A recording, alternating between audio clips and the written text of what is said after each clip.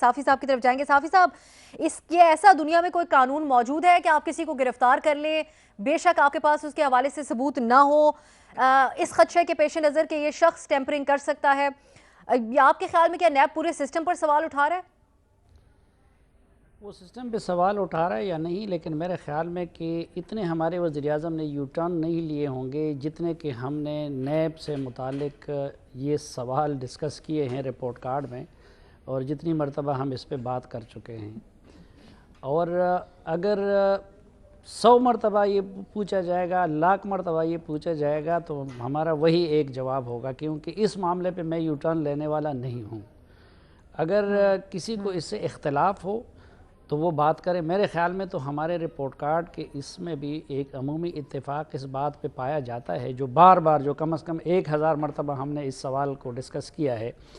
Number 1 کہ یہ ادارہ یہ ناجائز وقت میں ناجائز حکمران کے ذریعے ناجائز پولیٹیکل مینجمنٹ کے لیے بنایا گیا تھا, اور آج تک اس سے وہی کام لیا جا رہا ہے. دوسرا یہ کہ اس نے احتساب تو کبھی نہیں کیا, نہ اس کے بننے کے بعد کرپشن میں کوئی کمی آئی. یہ آج جس دور کے ہم قصے کہانیاں سن رہے ہیں, یہ سارے نیب کے بننے کے بعد کی دور کی کہانیاں ہیں. تو یہ پولیٹیکل انجینئرنگ کے لیے اور پولیٹیکل مینجمنٹ کے لیے تو استعمال ہوا ہے, لیکن اس نے کبھی احتساب کا حقیقی کام نہیں کیا.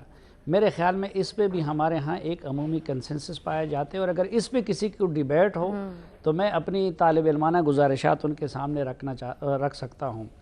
پھر اس پہ بھی بار بار یہاں پہ بات ہوئی ہے, اور ہم اس کنسنسس تک پہنچے ہیں کہ اگر احتساب ہو تو جو موجودہ چیئرمین نیب ہیں اور اس کے ترجمان اور یہ لوگ سب سے پہلے یہ قابل احتساب ہیں, پہلے تو ان کا احتساب ہونا چاہیے.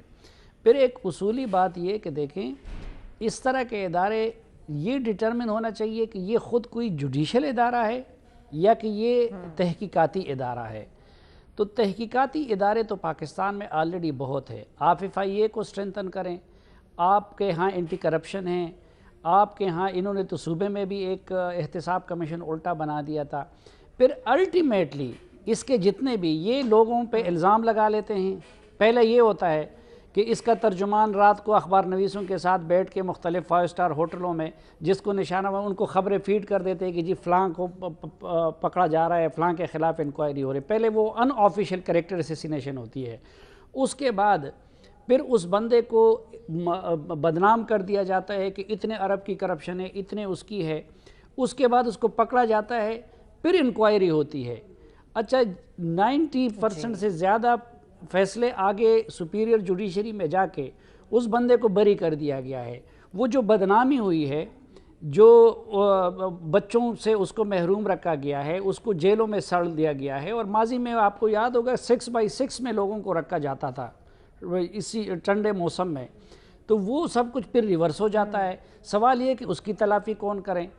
تو یہ ہم پہلے سے یہ ڈٹرمن کر چکے ہیں. میرے خیال میں فواد چودھری نے وزیر بننے کے بعد پہلی ایک عقل والی بات کی ہے, جس پہ ہم بھی کنونس ہے کہ جی ان دونوں کو اور FIA کو ضم کر دینا چاہیے, اور ہمیں اپنے جوڈیشل سسٹم کی اصلاح کرنی چاہیے کہ اس کو مینیپولیٹ نہ کیا جا سکے.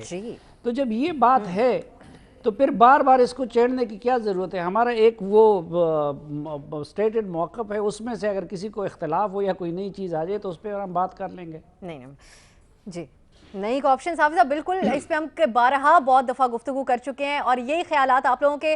لیکن ایک ادارے کے طریقہ کار میں خامیاں ہوں, اتنے تحفظات سامنے آتے ہیں, اور پھر سپریم کورٹ جیسا ادارہ وہی سوالات اٹھا دے جو ہمارا پینل اٹھاتا رہے, تو ہم اس کو دوبارہ. ادارہ بڑا مقدس چیز ہوتا ہے.